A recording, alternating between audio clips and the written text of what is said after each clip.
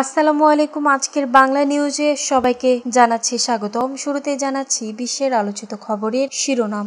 দক্ষিণ গাজায় ইসরায়েলি বাহিনীর গুলিতে খাবার নিতে যা অন্তত 14 জন ফিলিস্তিনকে গুলি করে মারল ইসরায়েলি বাহিনী। ইউক্রেনের বন্দর নগরী ওয়েডায় অতর্কিত ড্রোন হামলা চালিয়েছে রাশিয়ান বাহিনী, নিহত একজন। ইসরায়েলের তেল আবিবের বেন গুরিয়ন বিমানবন্দরে হাইপারসনিক ব্যালিস্টিক ক্ষেপণাস্ত্র প্যালেস্টাইন 2 হামলা চালিয়েছে ইয়েমেনি হুতি যোদ্ধারা। দ্রোজদের অজুহাতে ইসরায়েলি আগ্রাসন সিরিয়া ভাগ হতে দিব না, জানিয়েছেন তুরস্কের প্রেসিডেন্ট রিসেপ তাইয়েফ এরদোয়ান। জনপ্রিয় British music band massive attack Gaza উপত্যকায় গণহত্যার বিরুদ্ধে কথা বলার জন্য সঙ্গীত শিল্পীদের নিয়ে একটি জোট ঘোষণা করেছে। বঙ্গোপসাগরে বাংলাদেশের জল সীমায় অনুপ্রবেশ করে মাছ শিকার করে আটক হওয়ায় 34 জেলের মুক্তির অনুরোধ করেছে ভারত সরকার। এতক্ষণ শুনছিলেন বিশ্ব আলোচিত খবরের সংবাদ শিরোনাম। এবার বিস্তারিত। আমাদের খবরটি যদি ভালো লেগে থাকে অবশ্যই লাইক, কমেন্ট, শেয়ার করতে ভুলবেন না। খাবার নিতে যাওয়া 14 ফিলিস্তিনকে গুলি করে মারল ইসরায়েলি বাহিনী।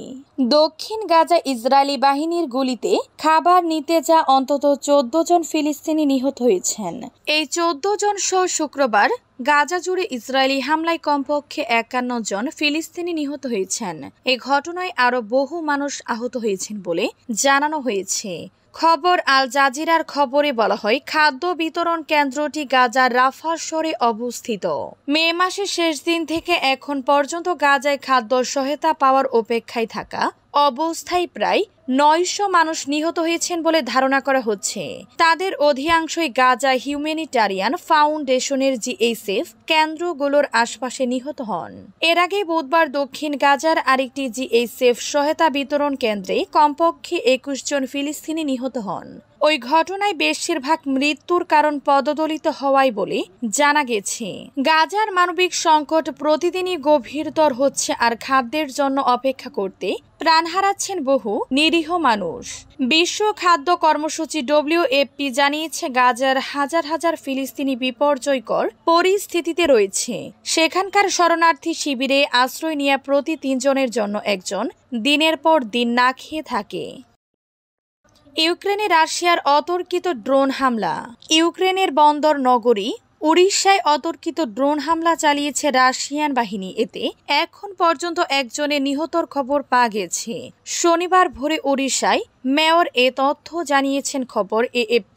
ওড়িশার মেয়র জ্ঞানাদি ট্রোখানভ টেলিগ্রামে এক বার্তায় লিখেছেন, রাশিয়া 20টিরও বেশি UAV ড্রোন দিয়ে শহরে হামলা চালিয়েছে। হামলায় বেসামরিক স্থাপনাগুলোর ক্ষতি হয়েছে। একটি আবাসিক ভবনে আগুন ধরে গেছে। উদ্ধার কর্মীরা বাসিন্দাদের বের করে আনার চেষ্টা করছেন। মেয়র আরও বলেন, এখন পর্যন্ত একজনের মৃত্যুর বিষয়টি নিশ্চিত হওয়া গেছে। পরে উড়িষ্যার জরুরি পরিষেবা বিভাগ জানিয়েছে, আগুন লাগা অ্যাপার্টমেন্টগুলো থেকে 5 জনকে উদ্ধার করা হলেও একজন উদ্ধারকৃত নারী মারা গেছেন।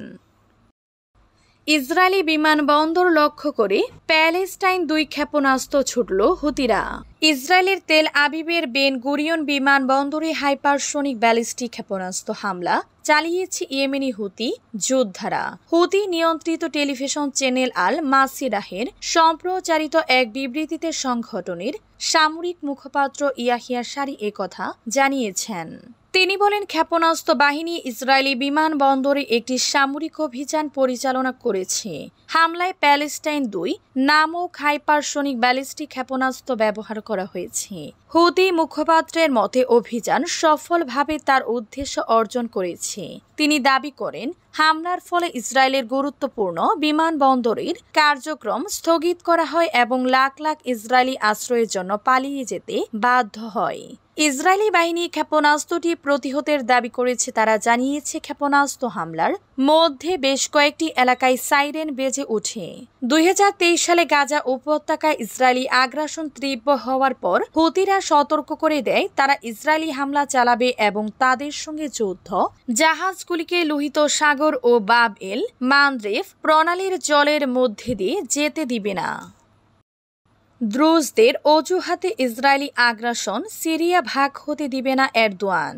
ইসরায়েল সিরিয়ার দ্রুজ জনগোষ্ঠীকে অজুহাত বানিয়ে আগ্রাসন চালাচ্ছে বলে অভিযোগ করেছেন তুরস্কের প্রেসিডেন্ট রিসেপ তাইয়েপ এরদোয়ান। তিনি জোর দিয়ে বলেন, তুরস্ক কখনো সিরিয়ার বিভাজন মেনে নিবে না। এক মন্ত্রী সভা বৈঠকের পর আঙ্কারায় সাংবাদিকদের উদ্দেশ্যে প্রেসিডেন্ট এরদোয়ান বলেন, আমরা যেমন গতকাল সিরিয়ার বিভাজনের বিরুদ্ধে ছিলাম তেমনি আজও আছি এবং আগামীতেও থাকব। তিনি আরো বলেন, গত 2 দিন ধরে ইসরায়েল দ্রুজদের অজুহাত দেখিয়ে সিরিয়ায় ডাকাতির মতো কার্যকলাপ চালিয়ে যাচ্ছে।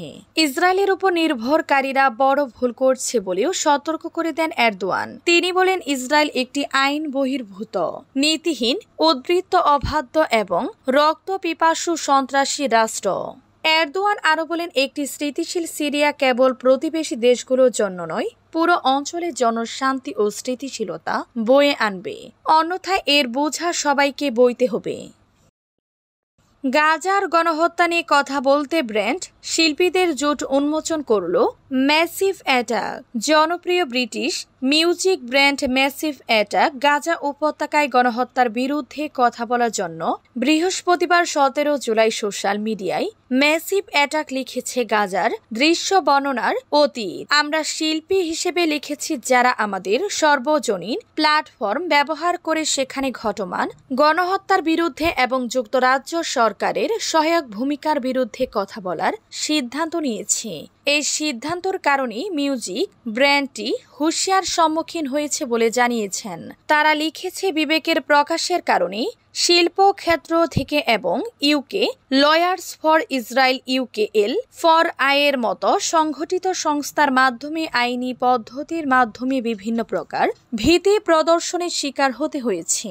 ব্র্যান্ডটি বলেছে, আমরা UKL FI এর মাধ্যমে পরিচালিত আক্রমণাত্মক উত্ত্যক্তকর প্রচারণার বিশালতা এবং সঙ্গীত শিল্পীর মধ্যে একাধিক পৃথক ভীতি প্রদর্শনের ঘটনা সম্পর্কে জানি, যা শুধুমাত্র শিল্পীদের তাদের হৃদয় ও মনের কথা বলা থেকে সেন্সর ও নীরব করার জন্যই ডিজাইন করা হয়েছে।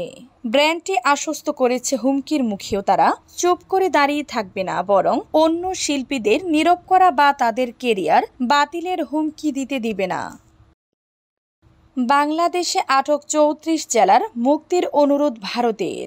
বঙ্গোপসাগরে বাংলাদেশের জলসীমায় অনুপ্রবেশ করে মাছ শিকার করে আটক হওয়া 34 জেলের মুক্তির অনুরোধ করেছে ভারত সরকার। শুক্রবার 18 জুলাই ভারত সরকারের সূত্রের বরাদ্দে দেশটির সংবাদ মাধ্যম টেলিগ্রাফ ইন্ডিয়া এ তথ্য জানিয়েছে।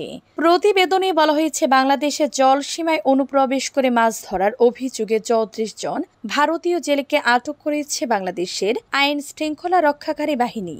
এ ঘটনায় ভারতের পক্ষ থেকে ঢাকার কাছে দ্রুত ও নিরাপদে তাদের ফেরত পাঠানোর জন্য অনুরোধ জানানো হয়েছে।